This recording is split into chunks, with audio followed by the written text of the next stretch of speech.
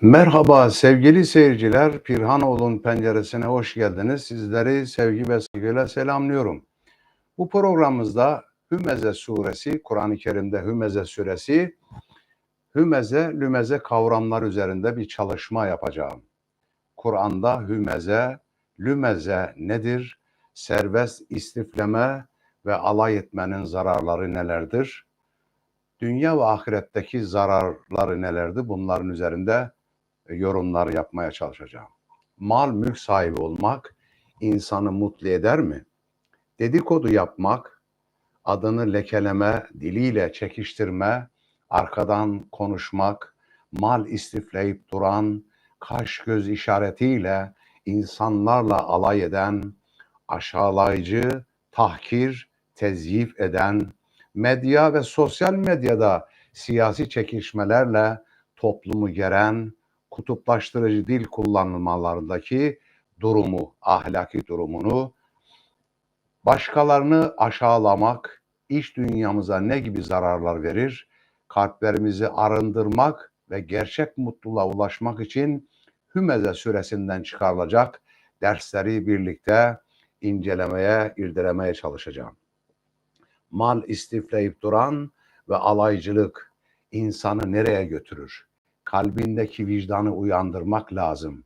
Hümeze suresinden çıkarılacak dersler. Konumuzu işlemeye geçebiliriz. Rahman ve Rahim olan, sevgi ve merhameti sonsuz, ikramı bol olan Yüce Allah'ın adıyla. Bismillahirrahmanirrahim. Veylül likülli hümezetin lümeze. Kışkırtıcılık yapan, ayıplayıp duran herkesin vay haline. Ellezî cema'a malen ve addede. Mal biriktiren, stoklayan ve onu sayıp duran. Yahsebu enne malehu ahlede. Malının kendisini ölümsüzleştireceğini sanarak biriktirip sayan herkesin vay haline. Kella leyumbezenne fil hudame. Yok yok. O kesinlikle hütameye atılacaktır. Ve ma edrake mel hutame. Hutamenin ne olduğunu sana kim bildirebilir? Narullahil muqate. O Allah'ın tutuşturmuş ateşidir. Elleti tattaliu alel efide. Yüreklere kadar işleyen ateş. İnneha aleyhim mu'sadetun fi amedin mümeddede. O ateş ki onların üzerine kapatılmıştır. O ateş uzatılmış sütunlar arasındadır. Sadakallahul azim. Sözün en doğrusunu Yüce Allah bildirir. Kıymetli izleyiciler, bu sure Mekke'de inmiş ve 9 ayetten oluşmaktadır. İlk ayetinde diliyle ve kaş göz işaretiyle dedikodu yaparak yoksullarla alay edenler ağır bir dille eleştirdiği için bu ismi almıştır, bu adı almıştır. Mülk ve hulk tutkusunun insanı ne hale getireceğini anlatması bakımından da son derece çarpıcı bir suredir. Evet, sevgi ve merhameti sonsuz olan Allah'ın adıyla. Mülk ve hulk tutkusu geçti kavram olarak. Şimdi bu kavramları işleme başlayalım. Evet, dedikodu yani hümeze. Dedikodu yaparak alay eden, lümeze herkesin vay haline. Vay haline o boyuna mal istif ederek sahip durana. Sanır ki malı kendisini sonsuza yani hulk dediğimiz ebediyede dek götürecek, yaşatacak zannediyor. Fakat hayır, o yalayıp yutan bir vakuma, yani buna da hutame denir. Hutame yalayıp yutan vakum, yani ateş vakumu demektir ki o hutameye atılacaktır. Bilir misin nedir yalayıp yutan o vakum? O vakum Allah'ın yanan ateşidir. Öyle ki yürekleri dağlayacak, onların üstüne kilitlenecek, yüksek kapılar üzerine de kapatılmış olacaktır. Evet, Hümeze sözlükte hameze kökünden mastar olarak dürtmek, sürmek, mahmuzlamak, gıybetini yapmak, ayıplamak, eleştirmek, kalbine kötülük getirmek, hemze yazmak veya okumak anlamlarına gelir. Dürtmeye yarayan şey maşa yani mihmaz diyoruz ona. Hamzeli harflerinde hamze olan kelime mahmuz ayıplayan demek. Arkasından konuşan yani bir insanın arkasından konuşan, yüzüne konuşamayacağı bir şeyi arkasından konuşmak. Namusa dil uzatan hamiz denir buna.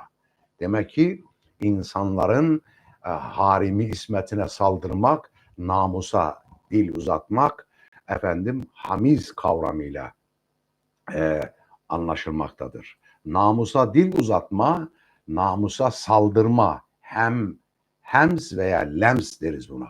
Vesvese, kuruntu, hemazet, sövüp sayan, devamlı insanları kınayıp ayıplayan, evet, böyle bir hastalık var.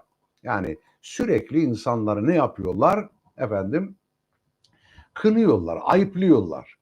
Oysa insan önce kendine bakmalı. Kendi ayıbı var mı, kusuru var mı onları gözden geçirmeli. Buna bakmadan karşı tarafa ne yapmış oluyor? Karşı taraftaki insanları ayıplayıp, kınayıp duruyor. Evet, işte bu kelimede o kökten yani hammaz kelimesi aynı kökten gelir. Hammaz demek yani sürekli olarak kınayıp durmak manalarına gelmektedir. Evet, günümüzdeki hastalıklar tabii bu ayetin iniş sebebine biraz sonra değineceğim. Ama günümüzde de tabii ki bu sure inanan insanlara çok büyük ibretler ve dersler veren, öğütler veren bir suredir. Dolayısıyla da günümüzde de böyle. Mesela biraz sonra değineceğiz. Sosyal medyada ya da medyada işte tarafların birbirlerine karşı kınamaları, ayıplamaları yahut karşıt grupların, karşıt insanların veya siyasi karşıt olanların birbirlerini sürekli kınayıp ayıplayıp durmaları yani hammazlık yapmaktadırlar. Lümeze kelimesi ise sözlükte lameze kökünden gelir ki mastar olarak vurmak, itmek, kaş göz işaretiyle konuşmak demektir. Kaş göz işaretiyle yani bu ayetlerin indiği dönemde o Mekke'nin işte ileri gelen ekabir takımı dediğimiz varlıklı, zengin, işte servet, mal istif etmiş, biriktirmiş, aynı zamanda müşriklerin ileri gelenleri yani Mekke'nin hakimleri demektir. Onlar ne yapıyorlar böyle? Kaş göz işaretinden yani kendileri dışındaki insanları kaş göz işaretiyle alay ediyorlar. Ona işaret ediyor. Evet, kişilerin aleyhlerinde veyahut da yüzlerine kaş göz işaretiyle alay ediyorlar demektir. İnsanlar yüzlerine karşı çokça ayıplayan manasına gelir. Hem de şimdi hem arkasından konuşmak var hem de yüzüne karşı da sürekli ayıplama yapıyor. Lümeze insanlarla alay eden lemmaz kelimeleri de bu kökten gelir. Lemmaz demek insanlara alay eden, çokça alay eden böyle ahlaki düşük insanlar demektir. Şu halde hümezetil lümeze Türkçe'de genel olarak dedikodu dediğimiz şeydir. Dedikodu. Yani bir dayanağı olmayan, aslı esası olmayan veya aslı esası da olsa bile sürekli dile dolanıp sürekli tekrar edilen yani dedikodu halinde böyle insanlara dalga dalga fitne yayılır gibi o dedikoduyu yaymaya çalışırlar. Dedikodu bu konudaki en geniş sözcüktür. Adını lekeleme diliyle de çekiştirme anlamına geliyor. Yani hem ne yapıyor? Adını lekeliyor insanın. İnsanı veya insanların veya grupların neyse toplulukların bir grup, topluluk, diğer bir topluluğu, bir insan diğer bir insanı ne yapıyor? Adını lekelemeye çalışıyor, diliyle de çekiştiriyor. Arkadan da konuşma yapıyor. Yani dedikodusunu yapıyor yahut da o kınamasını, ayıplamasını veya iftirasını ne yapıyor? Arkasından konuşuyor. Yine affetme, atıp tutma, bühtan, çamur atma, çamur sıçratma, çekiştirme, damgalama. Evet, günümüzde en fazla böyle sosyal medyada olan ve siyasi literatüre de girmiş olan damgalama. İnsanları ne yapıyorlar? Damgalıyorlar. Ve dil uzatma anlamına gelir. Fiskos, gıybet, günahına girme ya da günahını alma şeklinde de değerlendirilebilir. İftira, iğneleme, kara çalma, kötüleme, lekeleme, yargı, yerme, ön yargı, önden yargılama, yani hiçbir dayanağı olmadan, bilgisi olmadan kişileri önden yargılama, şaia, söylenti, zemmetme yahut da dedikodu kelimesinin eş anlamlarıdır. Evet, eş anlam. Dikkat edilirse Mekki surelerin tipik özelliklerinden olan küstah zengin eleştirisiyle bu surede de karşılaşıyoruz. Yani o günkü ayetin inmiş olduğu dönemde de Mekke'de böyle küstah zenginler vardı.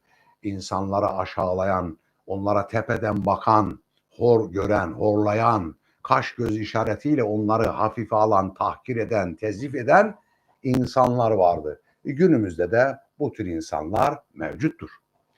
Evet, demek ki tipik olarak Mekki surelerinde küstah zengin eleştirisiyle bu surede karşılaşıyoruz. Öyle ki bu ilk Mekki surelerde eleştirilmemiş ve topa tutulmamış Mekkeli inkarcı, küstah zengin neredeyse yoktur.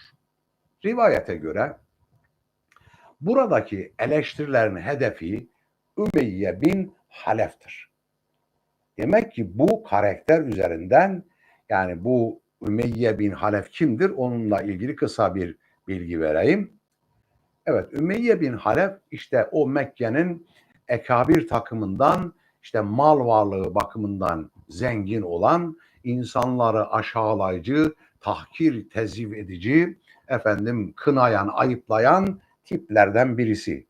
Ama en fazla, en önemlisi ise, yani daha doğrusu en kötü tarafı, çirkin tarafı ise Hazreti Resulullah Efendimiz Kabe'de namaz kılarken işte devenin döşünü getirip toplayıp namaz kılarken onun üzerine boca etmiş oluyor. Niye? Yani davasından vazgeçsin, hem de aşağılayıcı böyle bir çirkin davranışla Peygamber Efendimiz'e hakarette bulunmak istiyor. İşte dolayısıyla da bu surenin de inmesine sebep Ümeyye bin Halef. Demek ki bu karakter üzerinden diğer tüm inkarcı, küstah, zengin kodamanlar hedef tahtasındadır bu sureye göre. Yani fark etmez küstahlığın asrı zamanı, işte alay etmenin, gambazlamanın, işte tahkir etmenin, tezif etmenin zamanı, mekanı yoktur. Bu durumda alay etme hümeze ve dalga geçme lümeze bir zengin küstahlığı olarak ele alınmış oluyor bu surede. Mal toplayıp bununla da sonsuza kadar yaşayacağını zanneden kişinin müstahni kibrinin de bir resmedilişidir.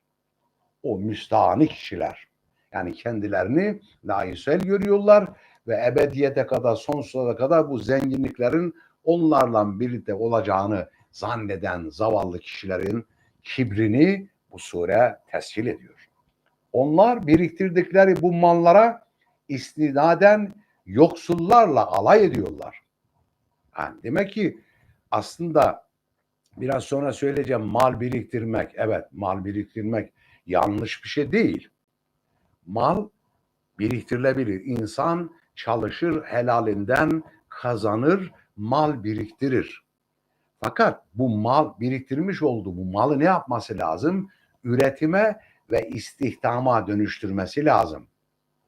Günümüzde insanlar ne yapıyorlar? İşte mal biriktiriyor, para biriktiriyor. Biriktirmiş olduğu bu parayı ne yapıyor? İstihdama yatırım yapmıyor.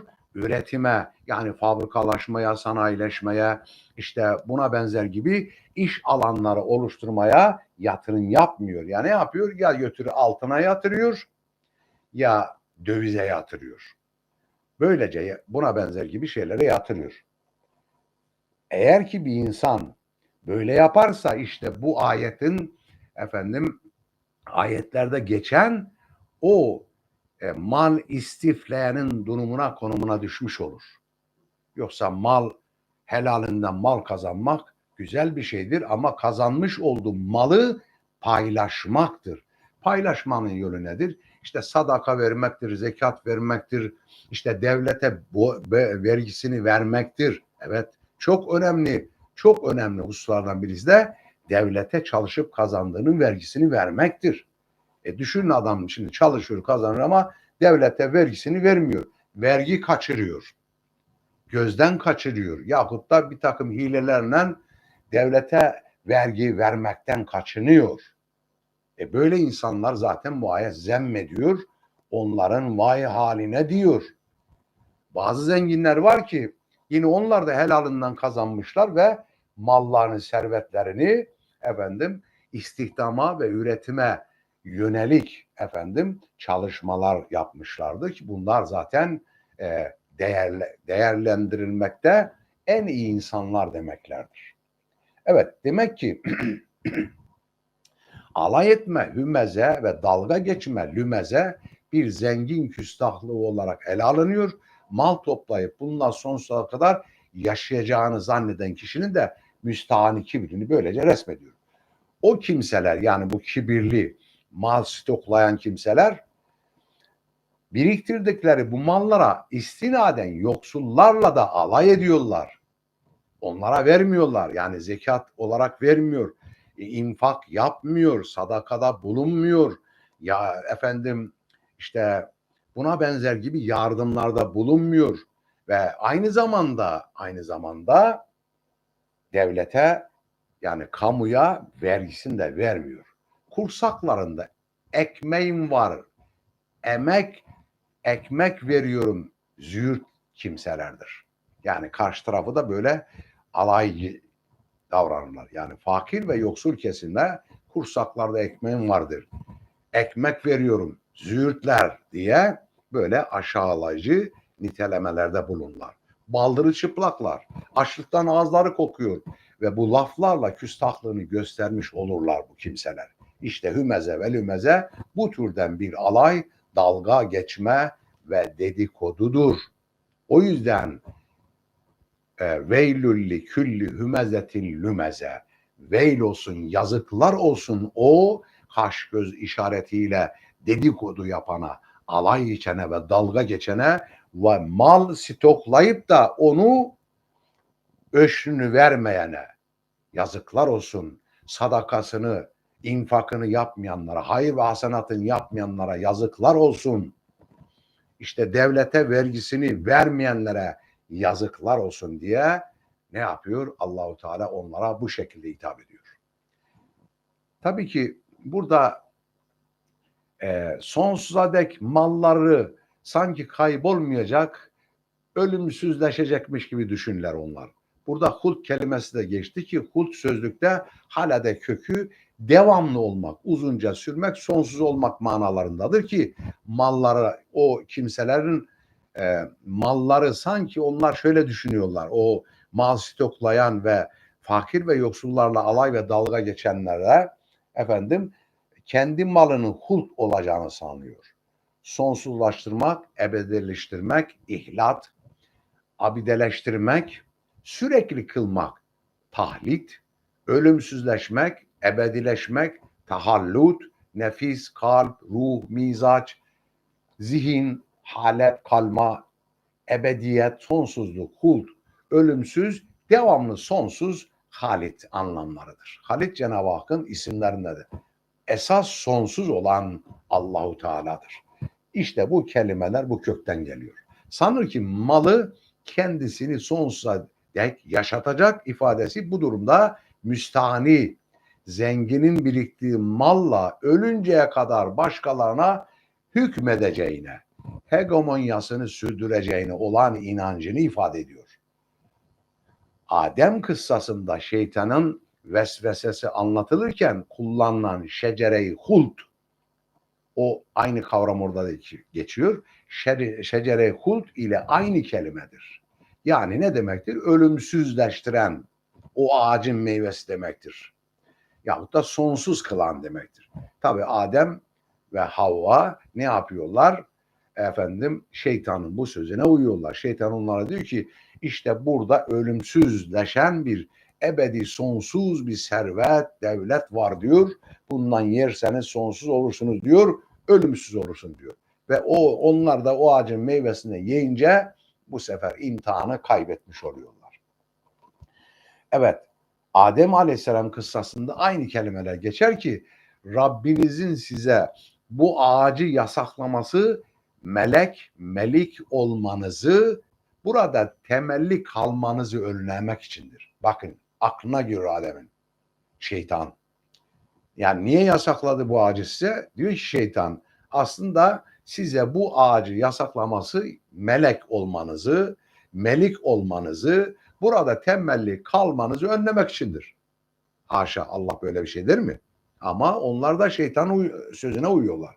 Ey Adem, sana sonsuzluk ağacını, şecere-i hult ve yıkılmayacak bir mülke yahut da mülkin la yebla sahip olmanın yolunu göstereyim mi diyor şeytan.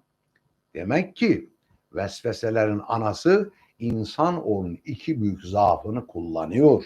Mülk ve hult tutkusu. Yani servet ve mal tutkusu. Yani güç, kudret, para, servet, şan ve şöhret elde etme, böylece bu tutkudur. Böylece bütün dertlerinin kurtulacağını zannediyor. Rahat ve lüks bir hayat yaşama, tanrılar gibi haşa gibi herkese hükmetme, ne isterseniz onu yapabilme hırsı ve dürtüsü insan ne yapıyor? Bakın nefis kötü yollara götürür. Daha yakından bakılsa bunların insandaki açlık ve korku güdülerinden beslendiği de görülür. Yani malını dağıtmıyor, servetini dağıtmıyor, hayrını, hasanatını, öşrünü, zekatını, sadakasını, infakını yapmıyor. Neden? Aç kalırım diyor, malım yok olur diyor. Açlık ve korku güdülerinden beslendiği görülür. Şöyle ki, zenginliğine duyulan açlık, şöhrete yönelik açlık, cinsel açlık ve iktidara yönelik açlık, mülk arzusunu, yok olup gitme endişesi, unutulma acısı, ölüm kabusu vesaire vesaire de hult yani ebediyete sonsuzluk ihtiraslarını beslemektedir insanda. Bu dürtü insanı sürekli ne yapıyor? Böyle ayakta tutmaya çalışıyor. Oysa ki bunlar hepsi, bu dürtülerin tamamı şeytanidir, nefsanidir. Eğer insanoğlunun gözünü bunlar bürümüşse ve her şeyi yapabilir insan. Yani her türlü kötülüğü yapabilir. Aç ve doyumsuz, üstelik korkularla dolu bir insanın eğer kendini yemlemezse, yani disiplinize etmese, kontrol etmese yapamayacağı bir kötülük yoktur. Yani o güce ulaşmak için yahut da o gücün kendisinde kalması için servetin ve zenginliğin, gücün ve kudretin, şanın, şöhretin, makamın ve mevkinin kendisinde kalabilmesi için elinden gelen ne kötülük varsa bunu yapmaktan geri durmaz. Burada her vaada kanabilir, söze kanabilir. İşte bu şeytanlık tam da burada ortaya girer. Çıkmakta ve insan hırsını kendini kaptırmakta, son derece yırtıcı bir mahluk haline getirebilir insanı. Dikkat edilirse hayatta bütün suç ve günahların kökünde bu ihtirasın kökünde de mülk edinme, mal stoklama, yani zekatsız, sadakasız, hayırsız mal biriktirme ve hult tutkusudur. Yani sonsuzluk, ölümsüzlük tutkusudur. Evet, şimdi bunları, bu durumda olanları Cenab-ı Hak ne buyuruyor? hutameye atacağını söylüyor. Hutame ne demektir?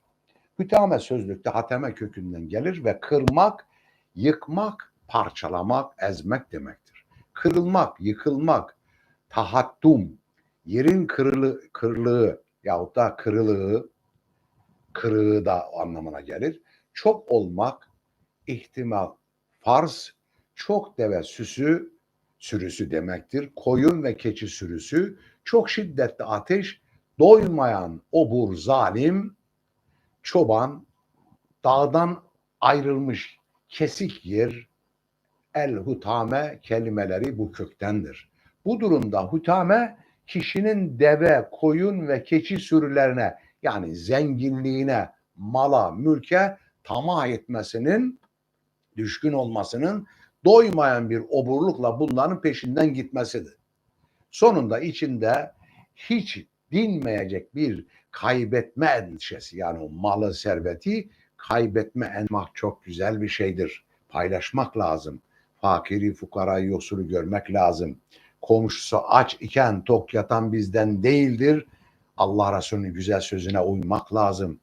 Ve fakiri, fukarayı, yoksulu görmek lazım. Efendim, malımızı, varlığımızı Allah yolunda adamamız lazım. Kamuya adamamız lazım. Halka hizmete dönüştürmemiz lazım. Evet. Lütfen kanalıma abone değilseniz abone olmayı unutmayınız ve videoyu izledikten sonra beğeni yapın değerli kardeşlerim ve videoyu tamamını bitirdikten sonra yorum yaparak paylaşımlarda bulunmayı lütfen unutmayınız kıymetli izleyiciler. Bir başkaki programda buluşmak üzere. Hoşça kalın, dostça kalın değerli kardeşlerim.